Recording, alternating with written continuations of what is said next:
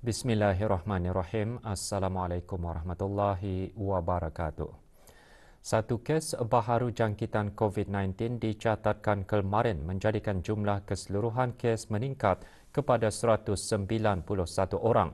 Dalam siaran akhbar Kementerian Kesihatan mengenai situasi terkini jangkitan COVID-19 di negara Brunei Darussalam memaklumkan kes 191 ialah seorang lelaki berumur 43 tahun yang tiba ke negara ini dari Bangladesh melalui Kuala Lumpur pada 24 Februari 2021.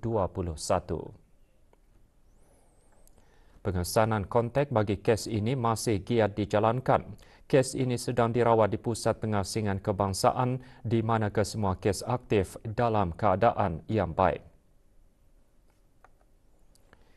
Kes terakhir jangkitan tempatan COVID-19 dilaporkan pada 6 Mei lalu, manakala jumlah kes import sejak kes jangkitan terakhir tempatan dilaporkan sebanyak 50 kes. 719 orang sedang menjalani pengasingan diri mandatori, 14,379 orang menamatkan pengasingan diri mandatori sejak Mac 2020. Sementara itu, 267 sampel ujian virus SARS-CoV-2 telah dilaksanakan menjadikan jumlah keseluruhan ujian makmal yang dijalankan sejak Januari 2020, 107,803 ujian. Maklumat lanjut dan perkembangan terkini layari laman sesawang Kementerian Kesihatan dan talian Kesihatan 148. Sementara itu, Kementerian Kebudayaan Belia dan Sukan memaklumkan mengenai perubahan pengurangan langkah-langkah pencarakan sosial tahap 5 norma baharu. Pengurangan langkah melibatkan acara-acara sukan dalam dewan dan luar dewan, pusat penjagaan kanak-kanak, pusat-pusat orang kelainan upaya, muzium-muzium, galeri-galeri pameran dan perpustakaan dan pusat kegiatan warga emas yang bermula Isnin lalu.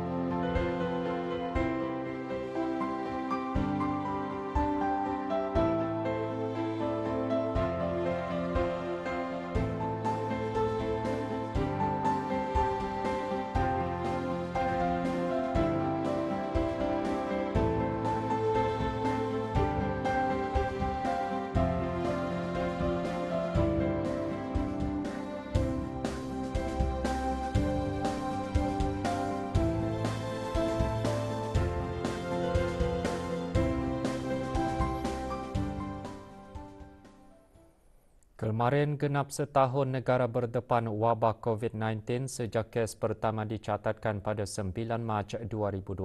Bagaimanapun, dengan usaha bersepadu oleh semua pihak dan vaksin ketuhanan yang diamalkan di negara ini, wabak tersebut sehingga kini dapat dikawal dengan berkesan.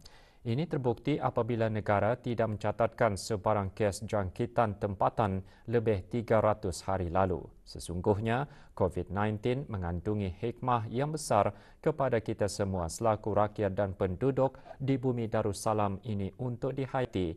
Lebih-lebih lagi apabila kita perlu menyesuaikan diri dengan norma-norma baharu dalam kehidupan seharian di samping tidak lupa merafakkan syukur kehadrat Ilahi. Ikuti laporannya bersama Aimaduddin Mawang. Seluruh rakyat dan penduduk wajar merafakkan syukur kehadrat Allah Subhanahu Wa Taala kerana negara dapat mengawal wabak COVID-19 dengan berkesan. Ia adalah hasil usaha bersepadu oleh semua pihak yang diterujui oleh Kementerian Kesihatan di samping vaksin ketuhanan berupa doa-doa dan zikir-zikir yang diamalkan di negara ini. Dan satu perkara yang menarik sebagaimana yang dititahkan oleh Raja kesayangan kita Kebadul yang Maha Mulia yang memberikan satu istilah apa dipanggil sebagai vaksin ketuhanan.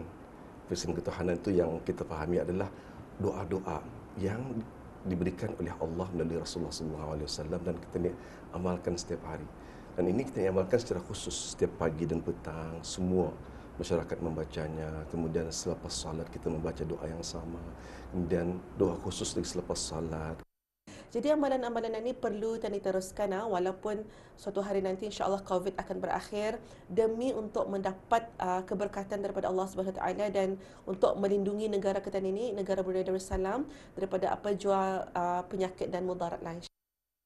Tempoh setahun negara berdepan dengan wabak COVID-19 mengajar orang ramai untuk menyesuaikan diri dengan norma-norma baharu dalam menjalani rutin harian. Ini termasuk aspek kebersihan dan kesihatan, amalan gaya hidup sihat serta mengeratkan ikatan persaudaraan dalam kalangan ahli keluarga.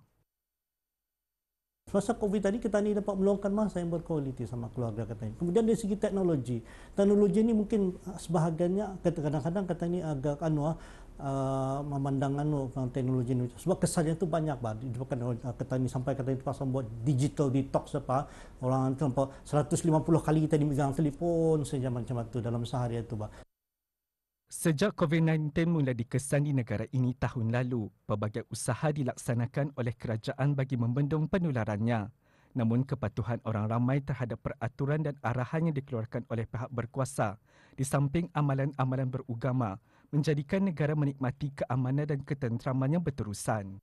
Memang ketara perubahan setelah COVID-19 melanda yang mana kita ni untuk membendung COVID-19, gejala COVID-19, kita ni perlu mengamalkan SOP dan langkah-langkah yang ditetapkan oleh Kementerian Kesihatan seperti menjaga kebersihan, mengamalkan penjarakan sosial, memeriksa suhu badan dan mengimbas berhealth. Alhamdulillah, banyak perkara-perkara baru yang boleh kami dapatilah yang kami perolehi. Bukan saja kami tidak menganggapnya ia sebagai sesuatu yang menyusahkan, tetapi ia sebagai satu latihan dan ialah satu nikmat yang kita ni dah tahu daripada Allah Subhanahu Wa Taala juga. Sejak COVID itu, mula-mula sudah kami ni belajarnya orang online saja ataupun baru pernah dibuat online segala di rumah saja berjumpa apapun memang payahlah syaratnya lah. Selama lepas satu buka walaupun sudah buka uni ada pun masih lagi adanya orang katalah macam istilahnya kalau kami kan ke mana-mana men-scan di sana men-scan di sini lepas satu ada orang selain men-scan itu kami dia perlu macam sentiasa memerhatikan kami punya tahap kesihatan pasal kalau sekiranya kami dah bersihat memang kena suruh rehat lagi dah. Meskipun tiada jangkitan tempatan dicatatkan lebih 300 hari lalu, namun orang ramai masih perlu terus patuh akan peraturan dan arahan yang dikeluarkan oleh pihak berkuasa. Selaku rakyat dan penduduk, kita bertanggungjawab dalam memastikan negara terus bebas dari COVID-19. Bersama-samalah kita menjalankan program vaksinasi COVID-19 bersama melindungi negara kita ni. Laporan Aimaduddin Mawang untuk Berita RTB. Pameran fotografi bertajuk Brunei Darussalam From the Eyes of Foreign Diplomats and Their Families dianjurkan oleh Diplomatic Corps adalah signifikan dan istimewa disebabkan ia merupakan pameran yang julung kali seumpamanya dianjurkan oleh kalangan diplomatik di negara Brunei Darussalam. Kisah yang terdapat di dalamnya sentiasa menarik dan memberikan gambaran baharu mengenainya. Yang Berhormat Datu Seri Setia Awang Haji Erwan bin Pihin Datu Pekermajaya Haji Muhammad Yusof, Menteri Hal Ehwal Luar Negeri kedua menyatakan perkara tersebut semasa majlis makan malam penghargaan bagi para penganjur dan peserta pameran fotografi diplomatik KOS malam tadi. This is what makes photography unique. The subject may be the same, but the environment it is in is ever changing and can never be recreated. Juga hadir Yang Berhormat Datu Seri Setia Dr. Awang Haji Muhammad Amin Liu bin Abdullah, Menteri di Jabatan Perdana Menteri dan Menteri Kewangan dan Ekonomi kedua, dan Yang Berhormat Major Jeneral Bersara Datu Paduka Seri Haji Aminuddin Ehsan bin Pihin Orang Kaya Saiful Molok, Datu Seri Paduka Haji Abidin, Menteri Kebudayaan Belia dan Sukan. Majlis makan malam penghargaan dianjurkan oleh Kedutaan Kesultanan Oman di negara ini bagi menghargai sumbangan Kementerian Kebudayaan Belia dan Sukan, Bank Islam Brunei Darussalam BIBD dan 19 misi diplomatik yang menyertai pameran fotografi berkenaan pada Disember lalu.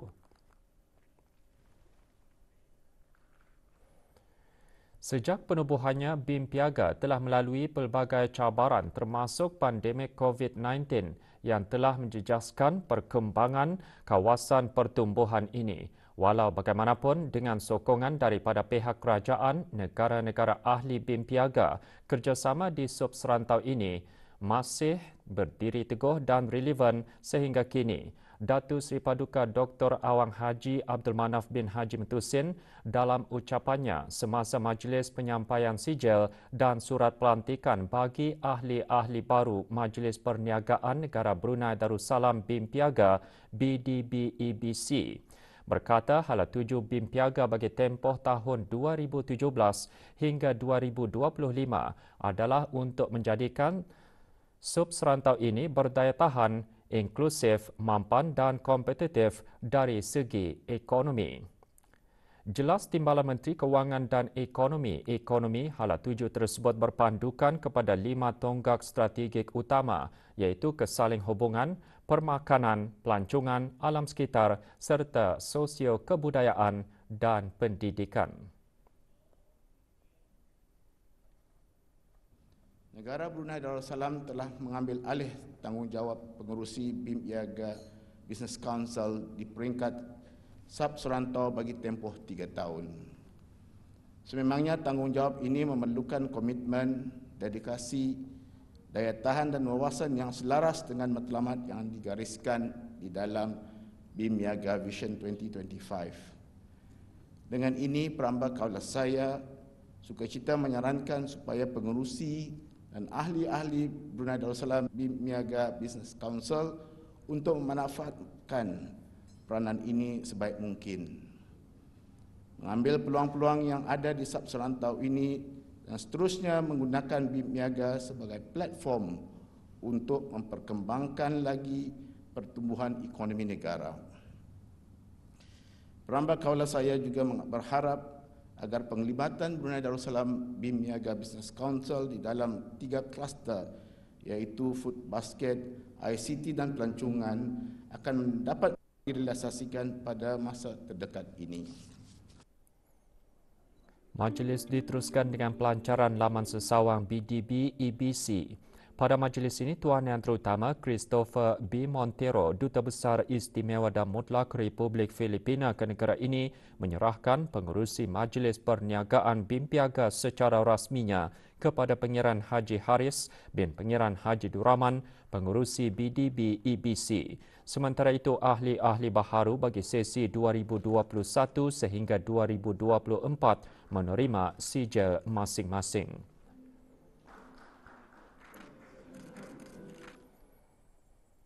Syarikat Pelabuhan Muara Sendirian Berhad MPC mendermakan 5 unit pendingin hawa dan 3,500 helai sungkup muka kepada Masjid Setia Ali Pekan Muara. Majlis penyerahan berlangsung di masjid berkenaan. Sumbangan diterima oleh Yang Berhormat Pengiran Haji Muhammad bin Pengiran Haji Osman alias Osman, Ahli Majlis Mesyuarat Negara dari Awang Fazilah Yasin, Ketua Pegawai Operasi MPC. Sumbangan tersebut merupakan komitmen berterusan MPC dalam menangani penularan COVID-19 selain memupuk masyarakat terlibat dalam pelbagai program dan projek sosial sejajar dengan tanggungjawab sosial masyarakat.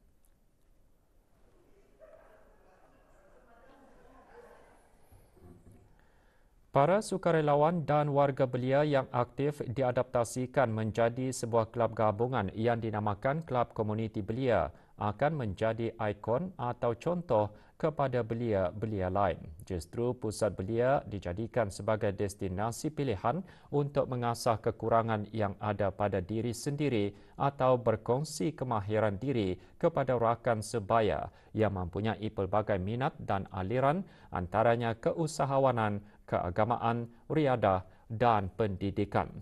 Dayang Mariam binti Ulat, pemangku pengarah Jabatan Belia dan Sukan mengongsikan harapan tersebut semasa Majlis Penghargaan Exco 2017-2020 Kelab Komuniti Belia Transformasi KKBT malam tadi. Pemangku pengarah Jabatan Belia dan Sukan juga berkata melalui penyatuan belia-belia dalam satu kumpulan yang diadakan akan dapat menggabungkan peringkat umur serta latar belakang pendidikan yang berbeza dan natijah positif adalah berlakunya satu interaksi ke arah pencambahan minda. Para ahli KKBT juga diingatkan untuk terus bergiat aktif, menyumbang dan meningkatkan pembangunan belia di negara ini selaras dengan intipati dasar belia negara dan strategi 2035.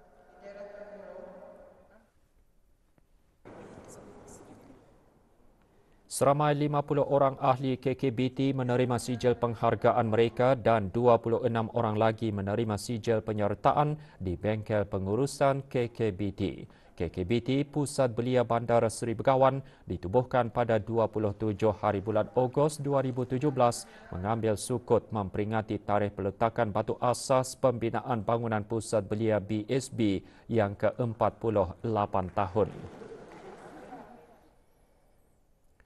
Bagi memperkenalkan dan meningkatkan kesedaran awam mengenai fungsi dan peranan Autoriti Makanan Brunei Darussalam BDFA yang ditubuhkan baru-baru ini, beberapa sesi taklimat dijalankan oleh pihak autoriti berkenaan yang bermula pada 1 Mac lalu. Kemarin taklimat diadakan di Kementerian Kewangan dan Ekonomi.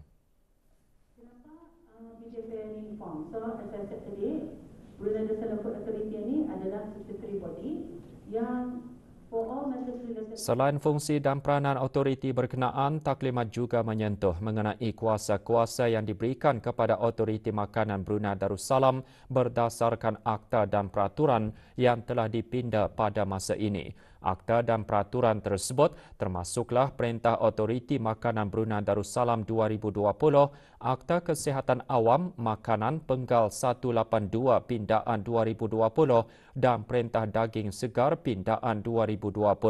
Para peserta yang hadir terdiri daripada syarikat perniagaan makanan dan minuman iaitu pengimport, penghilang makanan, pengeksport, peruncit, pemproses makanan mikro, kecil dan sederhana serta perwakilan dari Dewan Perniagaan dan Perusahaan Kebangsaan Brunei Darussalam.